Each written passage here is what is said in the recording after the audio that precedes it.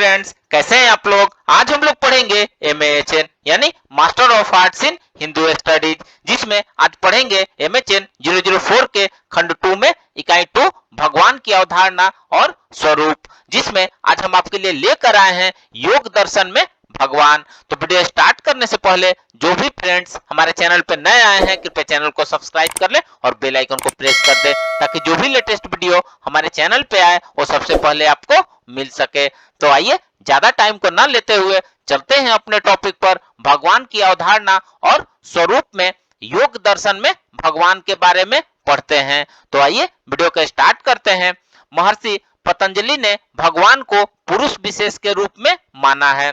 महर्षि पतंजलि ने भगवान को स्वीकार करने के दो कारण बताए हैं। प्रथम, चित्त की एकाग्रता में भगवान का ध्यान उपयोगी है, और द्वितीय, सृष्टि के पुनः प्रारंभ होने पर जीव को मुक्ति का उपदेश केवल ऐसी सत्ता द्वारा संभव माना गया है जो सर्वदा मुक्त हो और सर्वज्ञ हो। महर्षि पतंजलि भगवान के सृष्टिकर्ता, नियामक एवं संहारक के रूप में वर्णन नहीं करते, किंतु योग सूत्र के भाष्यकारों ने सृष्टि के उत्पत्ति एवं विकास के नियमता के आधार पर रूप में भगवान की सत्ता को सिद्ध करने का प्रयास किया है। योग दर्शन में भगवान अविद्या, अस्मिता आदि क्लेशों से, कर्मों के पाप पुण्य आदि फलों से तथा कर्मों के संस्कारों से अप्रभावित पुरुष विशेष भगवान है। उसमें अपूर्णता का लेश मात्र भी नहीं है। वह कर्म विधान से ऊपर है। वह मुक्त पुरुषों से भी भिन्न है, क्योंकि वह सदैव स्वतंत्र और मुक्त है। वह सर्वज्ञ और अपनी इच्छा मात्र से संपूर्ण सृष्टि का संचालन करता है। वह प्राचीन ऋषियों का भी गुरु है। योग दर्शन का भगवान सत्य का प्रथम उपदेशक है, प्रकृति के विकास का मार्गदर्शक है। वह सदैव इस बात के लिए प्रयासरत रहता है कि प्रकृति का विकास पुरुष के प्रयोजन को सिद्ध करे। भगवान ज्ञान शक्ति, इच्छा शक्ति, क्रिया शक्ति से युक्त है। वह करुणामय है, यद्यपि उसमें किसी प्रकार की इच्छा नहीं है। तथापि वह सृष्टि के आरंभ के समय सभी प्राणियों के कल्याण के लिए उपदेश देता है। उसके समान अन्य कोई नहीं है। योग दर्शन में भगवान के अस्तित्व के लिए प्रमाण भी देता है। उसके लिए सबसे बड़ा प्रमाण आगम शास्त्र है, क्योंकि सभी आगम शास्त्र भगवान के साक्षात्कार को जीवन का मुख्य लक्ष्य मानते हैं और भगवान को आदि सत्ता के रूप में देखते हैं। संसार में भगवान के लिए दूसरा प्रमाण है कि संसार में सभी वस्तुओं का न्यूनाधिक परिमाण है। परिमाण एक अल्पमत और अधिकतम सीमा है। जैसे अणुओं का वस्तुओं का अल्पमत परिमाण और आकाश अधिकतम परिमाण है। अतः एक ऐसी सत्ता होनी चाहिए जिससे अधिक और अल्प और कोई सत्ता न हो। ऐसा परम पुरुष सत्ता भगवान ही है। आइए अब नेक्स्ट देखते हैं शिष्टाद्वैत वाद में भगवान। रामानुज का भगवान भागवत धर्म के अनुरूप है। रामानुज की सर्वोच्च सत्व भगवान को ब्रह्म कहते हैं। वह सगुण, सविशेष और व्यक्तित्व युक्त है। वह शुभ गुणों से युक्त है। उपनिषद में उसे सत्य, ज्ञानम और अनंतम कहा गया है। रामानुज के अनुसार सत्य, ज्ञान और आनंद भगवान के गुण है, स्वरूप नहीं।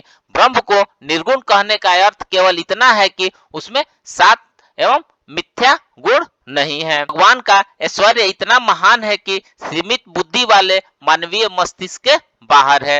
रामानुज भगवान या ब्रह्म के दो रूप मानते हैं, कारण ब्रह्म और कार्य ब्रह्म। कारण ब्रह्म सृष्टि के पूर्व की अवस्था है। इस अवस्था में ब्रह्म चित्त में अर्थात जीव और अचित अर्थात प्रकृति सूक्ष्म में विद्यमान रहता है। यही भगवान ब्रह्मा की करुणा अवस्था है। भगवान के कार्य अवस्था में भगवान में कोई परिवर्तन नहीं होता है। केवल परिवर्तन केवल उसके अंश चित और अचित में होता है। ये दोनों अंश स्थूल होकर नाम रूप धारण कर लेते हैं। इस प्रकार स्थूल कार्य ब्रह्म है। वास्तव में भगवान ही इस संसार में सब रूपों में विद्यमान है। रामानुज भागवत धर्म के अनुसार भगवान को विष्णु कहते हैं। ये विष्णु ब्रह्म के 5 रूपों में चर्चा करते हैं। परा, व्योह रूप, विभव रूप, अंतर्यामी रूप और अर्चा रूप। परब्रह्म की सर्वोच्च अवस्था है वह इस रूप में नारायण या वासुदेव हैं और बैकुंठ में निवास करते हैं। वहां देवता और आत्माएं उनकी सेवा में रहते हैं। वह बैकुंठ में शेषनाग पर बैठे हैं और उनकी धर्म पत्नी लक्ष्मी उन्हें सहारा दिए हैं। भगवान न्याय के प्रतीक हैं और लक्ष्मी दया की। इस प्रकार ये दोनों गुण ब्रह्म में एक साथ संयुक्त रहते हैं। भगवान 6 प्रकार की पूर्णताएं हैं: ज्ञान, शक्ति, बल, प्रभुत्व, पराक्रम और प्रतिभा। व्यूह वे आकृतियां हैं जिन्हें सर्वोच्च ब्रह्म अपने भक्तों पर दया दिखाने के लिए करते हैं। व्यूह चतुर्विध है: वासुदेव, शंकरन, प्रद्युम्न और अनिरुद्ध। व्यूह रूप में वासुदेव पर वासुदेव का रूपांतरण है। वासुदेव व्यूह रूप में जीवात्माओं, मनो और अहम भाव पर शासन करते हैं। विभव रूप भगवान के अवतार हैं। राम, कृष्ण आदि का अवतार भगवान का विभव रूप है। अंतर्यामी रूप में वह सब जीवों में स्थित है। वह योग और तप द्वारा ध्यान में आता है। भगवान प्रतिमादि रूप में अर्चा रूप है और अपनी स्थिति का भान कराता है। इस प्रकार रामानुज का व्यक्तित्व युक्त सगुण है। वह पापियों को दंड देता है और दीन दुखियों पर दया करता है। लोक उपकार उसका आवश्यक गुण है। सत, चित, आनंद भगवान के गुण है। भगवान ने करुणा से प्रेरित होकर जगत की रचना की और धार्मिक नियम बनाए। वह भक्तों के आराधना और उपासना का विषय है। तो फ्रेंड्स, इस प्रकार से आज हमने भगवान की अवधारणा और स्वरूप में विशिष्टाद्वैतवाद में भगवान के बारे में पढ़ा। तो मिलते हैं एक नए वीडियो के साथ में, तब तक हमारे चैनल पे बने रहिए। धन्यवाद।